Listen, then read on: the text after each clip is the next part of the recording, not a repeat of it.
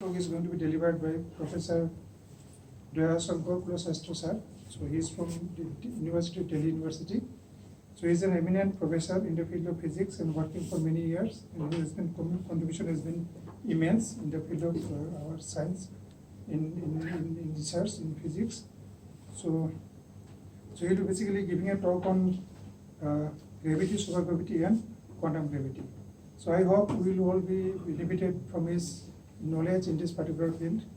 So, and we will be able to learn something new from his talk. So I request now, I invite our research scholars to felicitate our speaker with a full promotion. So this is our way to. This is our tradition, sir. I'm completely delighted. I'm completely delighted. So now I request Thank you Dr. Subhankar thank you so much. to present a brief profile of Professor Kulshreshtha. Yes, sir. Thank you, Dr. Kulshreshtha, for giving me a chance to give a brief introduction about today's speaker. So, Professor Daya Shankar Kulshreshtha is a distinguished professor of physics at the Department of Physics and Astrophysics, University of Delhi. So, a gold medalist in both BSc and MSc from Gauhati University. He completed his PhD at Delhi University in 1979 under the guidance of Professor R.P. Saxena, focusing on heavy meson spectroscopy. Professor Kulshreshtha has had an illustrious career in teaching and research for over 4 decades, including roles as DAAD postdoctoral fellow at the University of Kaiserslautern, Germany, and head of the Department of Physics and Astrophysics at the University of Delhi. His expertise lies in theoretical high-energy physics, encompassing quantum field theory, string theories, gauge field theories, and constraint dynamics. His pioneering works in light-formed and instant-form quantization have significantly enhanced understanding in the field. With over 50 publications in top-tier journals and numerous invited talks at international conferences, he has collaborated with renowned researchers worldwide, including Professor J.P. Verret, Iowa State University, and Professor Harold Muller-Christen, University of Kaiserslautern. Professor Kulshreshtha's teaching portfolio spans a wide range of postgraduate and undergraduate physics courses, from classical mechanics to quantum field theory. His ability to simplify complex concepts has inspired countless students. As a member of the International Light Cone Advisory Committee, he continues to contribute to global physics research and education. His achievements are recognized in prestigious listings like Who's Who in the world. Beyond his academic contributions, Professor Kulshreshtha has served in administrative roles and actively participated in global academic exchanges, visiting renowned institutions like CERN, Stanford, and Heidelberg. His dedication to physics teaching and mentorship makes him a luminary in the field. So, may I now request Professor Kulshreshtha to please come to the dais and deliver today's lecture. Thank you so much for your very kind. Thank you, sir. My pleasure. Oh, that would be great. Because I want that even the person sitting at the last bench should be able to hear me.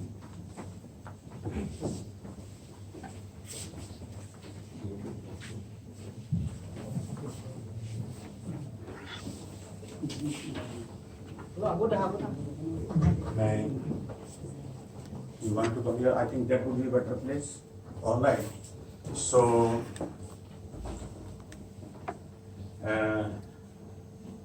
I think I would take off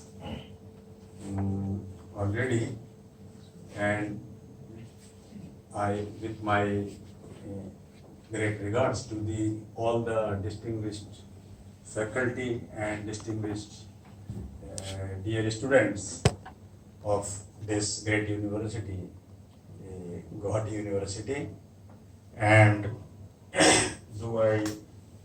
could one help me raise the volume a little bit, sir? There it is there. First yeah, that's another. That might be better. Do I keep it here or I? No, it's good. No, sir. Huh? It's always, sir. They are doing. Yeah. Just amplify. Okay. I think, am I audible there? Yes, sir. Okay, that's great. Thank you so much.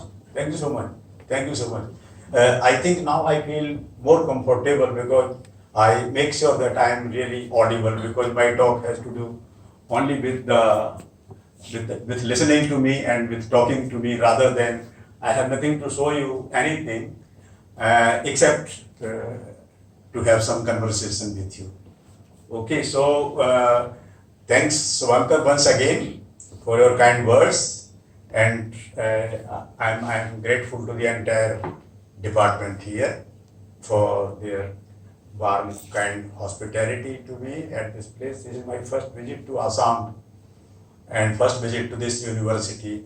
I had a chance to visit Tezpur University last week in connection with a conference.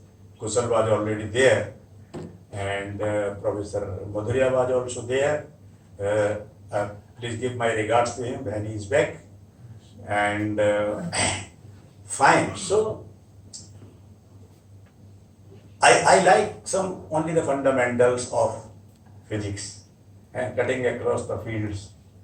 So we talk on some fundamental topics, fundamental concepts we discuss in physics.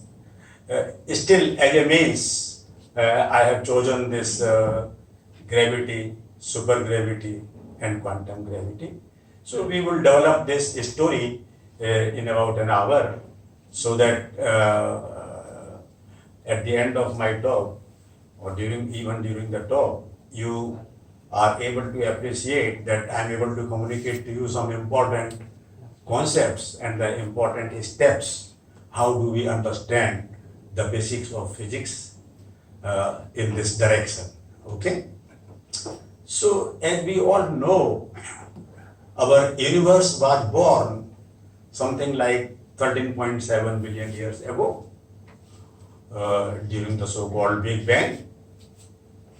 And all the fundamental laws of nature, they were also born right at that time.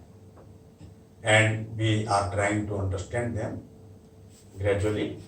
We know a little bit, but much more remains to be explored, much more remains ahead of us. So, nevertheless, we start with confidence with whatever we know. So, we have at the moment two fundamental theories of nature at our hand. One of them is quantum theory, and one of them is gravity theory. You also say the general theory of relativity or theory of general relativity. Both of these theories are accurate theories of nature. They have been experimentally verified up to several digits. As of today, up to several digits they have been experimentally verified. So you see, in special relativity, you have equivalence of mass and energy. In quantum mechanics and quantum field theory, you have the possibility of creating energy out of vacuum. Even at the master's level, we talk about one-dimensional harmonic oscillator in quantum mechanics, one itself. And here you construct some one particle, two particle, and particle states from some vacuum state, right? So vacuum, this is what in general you would find as a colloquial language, that one can create energy out of vacuum. What it really means in terms of the quantum mechanics, that you take the ground state with zero number of particles. Actually, this ground state is not empty, but it's a boiling soup of particles and antiparticles being created and destroyed continuously. So, I was talking to Subhankar yesterday on our way back from Kamakhya Devi Darshan, that for those who like to be a little bit on the side of Bhagavad Gita, you might look at chapter number 9, look at the first few slokas where in an analogy you find the concept of a vacuum. Okay?